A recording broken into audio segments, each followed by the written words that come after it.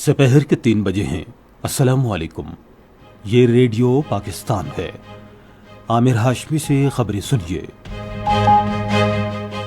پہلے اہم خبروں کا خلاصہ۔ بابائے قوم قائد اعظم محمد علی جناح کی آج 76ویں برسی ان کے سنہرے اصولوں، اتحاد، ایمان اور تنظیم کے پاسداری کے عہد کے ساتھ منائی جا رہی ہے۔ آج قومی اسمبلی کو بتایا گیا کہ پاکستان ٹیلی ویژن کو ایک متحرک و منافع بخش ادارہ بنانے کے لیے کوششیں کی جا رہی ہیں۔ حکومت نے معیشت کو مزید مستحکم کرنے کی کوششوں کے تناظر میں اسمگلنگ کے خلاف بڑے پیمانے پر کارروائی کا آغاز کیا ہے۔ کل جماعتی حریت کانفرنس نے مقبوضہ کشمیر میں اسمبلی کے آئندہ انتخابات کو عالمی برادری کی آنکھوں میں دھول جھونکنے کے لیے ایک فوجی مشق قرار دیا ہے۔ سعودی عرب نے اسرائیل کی جانب سے غزہ کے عوام کے لیے انسانی ہمدردی کی بنیاد پر بھیجی گئی امداد کی فراہمی میں رکاوٹیں پیدا کرنے کو جنگی جرائم کے مترادف قرار دیتے ہوئے بین الاقوامی سلامتی کے نظام پر نظر ثانی کی ضرورت پر زور دیا ہے۔ اور چین میں جاری ایشین چیمپئنز ٹرافی کے ہاکی ٹورنامنٹ میں آج پاکستان نے جاپان کو 1 کے مقابلے میں 2 گول سے ہرا دیا۔ اب خبریں تفصیل کے ساتھ۔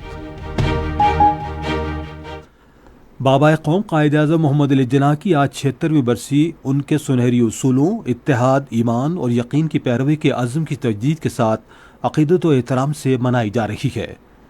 مساجد میں نماز فجر کے بعد اور دوسری عبادت گاہوں میں ان کے درجات کی بلندی اور ملک کی ترقی، امن اور خوشحالی کے لیے خصوصی دعائیں کی گئیں۔ قائد اعظم محمد علی جناح نے 1913 سے قیام پاکستان 14 اگست 1947 تک آل انڈیا مسلم لیگ کی قیادت کی۔ وہ قوم کو آزادی دلانے کے کچھ عرصے بعد 1948 میں آج ہی کے دن انتقال کر گئے۔ ریڈیو پاکستان اور پاکستان ٹیلی ویژن پاکستان کی آزادی کے لیے قائد اعظم کے بے مثال خدمات پر انہیں خراج عقیدت پیش کرنے کے لیے خصوصی پروگرام نشر کر رہے ہیں۔ بابائے قوم قائد اعظم محمد علی جناح کی برسی کے موقع پر آج صبح کراچی میں مزار قائد پر قرآن خوانی کی گئی۔ اس موقع پر ملک اور قوم کی ترقی، خوشحالی، سلامتی، استحکام اور اتحاد کے لیے خصوصی دعائیں کی گئیں۔ گورنر سندھ کامران خان ٹیسوری اور وزیر اعلیٰ سید مراد علی شاہ نے صوبائی کابینہ کے اراکین کے ہمراہ مزار قائد پر حاضری دی، پھولوں کی چادر چڑھائی اور فاتحہ خوانی کی۔ بعد میں میڈیا کے نمائندوں سے گفتگو کرتے ہوئے انہوں نے اس عزم کا اعادہ کیا کہ قائد اعظم کے نقش قدم پر چلتے ہوئے ملک کو ان کے تصورات کے مطابق ترقی دی جائے گی۔ انہوں نے اس بات پر زور دیا کہ تمام سیاسی شراکت دار اختلافات کو پس پوش ڈالتے ہوئے ملک کی ترقی، استحکام اور خوشحالی کے لیے مل کر کام کریں۔ ریڈیو پاکستان آج سپہر 3:30 بجے اپنے قومی پروگرام میں ربیع الاول 1446 ہجری کے حوالے سے سلسلہ وار سیمینار حضور صلی اللہ علیہ وآلہ وسلم بحیثیت پیغمبر انسانیت کے تحت 6واں سیمینار نشر کرے گا۔ موضوع ہے معاشرتی اصلاحات۔ وزیر اطلاعات و نشریات عطا اللہ تارڑ نے کہا ہے کہ پاکستان ٹیلی ویژن کو بہتر بنانے کے لیے کوششیں کی جا رہی ہیں تاکہ اسے ذرائع ابلاغ کا ایک متحرک ادارہ بنایا جا سکے۔ قومی اسمبلی میں آج وقفہ سوالات کے دوران ایک سوال کے جواب میں انہوں نے کہا کہ حزب اختلاف کے لیے جگہ یقینی بنانے کے لیے نجی شعبے سے اینکرز کی خدمات حاصل کی جا رہی ہیں۔ حکومت پی ٹی وی کو منافع بخش ادارہ بنانے کے لیے پرعزم ہے۔ وزیر اطلاعات نے کہا کہ کم از کم اجرت 37,000 روپے کی پالیسی پر عمل درآمد کیا جا رہا ہے اور P T V board of director کو کم از کم اجرت کے نفاذ کے لیے کیس بھیجا گیا ہے۔ ہفتہ وار بازار H9 میں آتش زدگی واقعے سے متعلق ایک سوال کے جواب میں انہوں نے کہا کہ وزیر اعظم نے وفاقی دارالحکومت کے تمام بازاروں میں ہر ماہ کے پہلے ہفتے میں جامع حفاظتی آڈٹ کی ہدایت کی ہے۔ چکلالہ چھاونی بورڈ کے تحت یومیہ اجرت پر کام کرنے والے عملے کے حوالے سے ایک سوال کے جواب میں وزیر دفاع خواجہ محمد آصف نے کہا کہ یومیہ اجرت پر کام کرنے والے عملے کو روزانہ کی بنیاد پر ادائیگی کی جاتی ہے اور وہ محض روزانہ کی بنیاد پر بھرتی کیے جاتے ہیں۔ انہوں نے کہا کہ یومیہ اجرت پر کام کرنے والے عملے کے لیے کوئی منظور شدہ خالی اسامی نہیں ہے، اس لیے ان کی سرکاری طور پر بھرتی ممکن نہیں ہے۔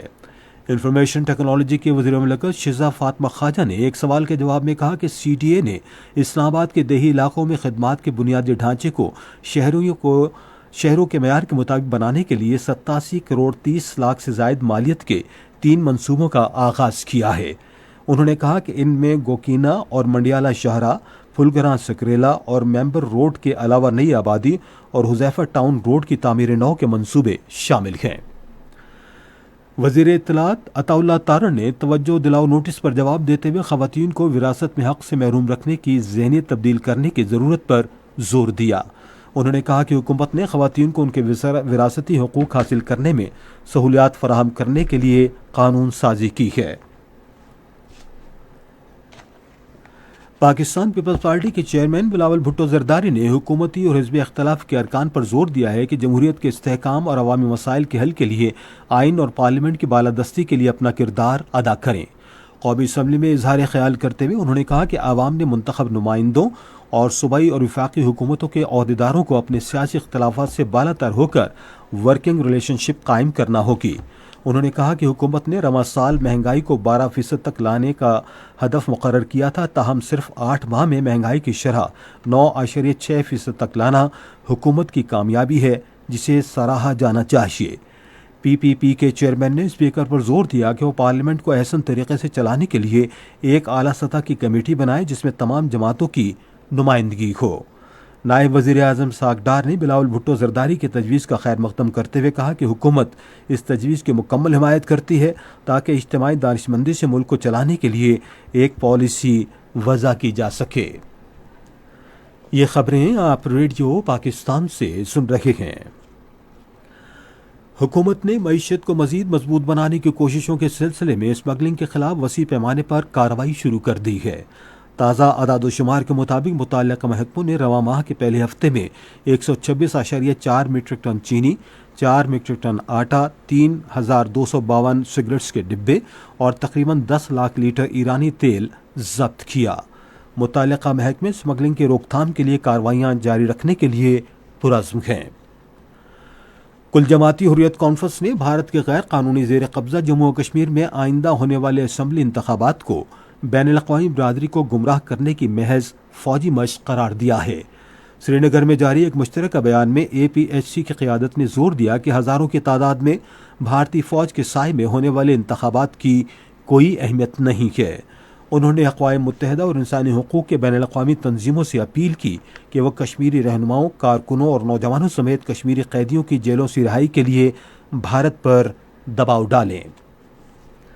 سعودی عرب کے وزیر خارجہ فیصل بن فرحان السعود نے بین الاقوامی سلامتی کے پورے نظام پر نظر ثانی کی ضرورت پر زور دیا ہے۔ سعودی پریس ایجنسی کے مطابق قاہرہ میں عرب لیگ کے رکن ملکوں کے وزراء خارجہ کے اجلاس کے موقع پر اظہار خیال کرتے ہوئے انہوں نے کہا کہ غزہ میں جنگ بندی میں تاخیر بین الاقوامی سلامتی کے نظام کی ناکامی کا ثبوت ہے۔ انہوں نے مطالبہ کیا کہ اسرائیل کو بین الاقوامی قوانین کی پاسداری کا پابند بنایا جائے۔ انہوں نے مزید کہا کہ اسرائیل کی جانب سے غزہ میں فلسطینیوں کو انسانی امداد کی فراہمی میں رکاوٹیں پیدا کرنا جنگی جرائم کے مترادف ہے۔ پنجابی زبان اور ادب کے نامور شاعر، مصنف اور محقق ڈاکٹر فقیر محمد فقیر کی آج 50ویں برسی منائی جا رہی ہے۔ ڈاکٹر فقیر محمد فقیر کی تصنیف کی گئی کتب میں کلیات ہدایت اللہ، کلیات علی حیدر اور کلیات بلے شاہ شامل ہیں۔ انہیں پنجابی زبان اور ادب کے لیے خدمات کے اعتراف میں بابائے پنجابی کے نام سے بھی جانا جاتا ہے۔ ڈاکٹر فقیر محمد فقیر 1974 میں آج کے دن گجرانوالہ میں انتقال کر گئے۔ چین کے شہر ہولونبیر میں Asian champions trophy hockey tournament میں پاکستان نے جاپان کو 1 کے مقابلے میں 2 گول سے ہرا دیا۔ پاکستان کی طرف سے احمد ندیم اور سفیان خان نے 1-1 گول کیا۔ پاکستان اپنا اگلا میچ کل میزبان ملک چین کے خلاف کھیلے گا۔ اور اب موسم۔ محکمہ موسمیات کی پیشگوئی کے مطابق آئندہ 12 گھنٹے کے دوران ملک کے بیشتر حصوں میں موسم زیادہ تر گرم اور خشک رہے گا، تاہم جنوب مشرقی سندھ، بالائی خیبر پختونخوا، شمال مشرقی پنجاب، کشمیر اور ملحقہ پہاڑی علاقوں میں مسئلہ جزوی طور پر ابر آلود رہنے، تیز ہوائیں چلنے اور کہیں کہیں گرج چمک کے ساتھ بارش کا امکان ہے۔ آج ریکارڈ کیا گیا بعض بڑے شہروں کا درجہ حرارت: Islamabad 35 degree centigrade, Lahore, Karachi اور مظفر آباد 34، پشاور 36، کوئٹہ اور گلگت 32، مری 24، سری نگر 27، جموں 34 اور لیہ 22 ڈگری سینٹی گریڈ۔ اسی کے ساتھ خبریں ختم ہوئی۔ مزید خبروں اور تجزیوں کے لیے آئیے ہماری ویب سائٹ پر radio.gov.pk اور فیس بک کے link radio Pakistan news official پر براہ راست ویڈیو اسٹریمنگ بھی ملاحظہ کیجیے۔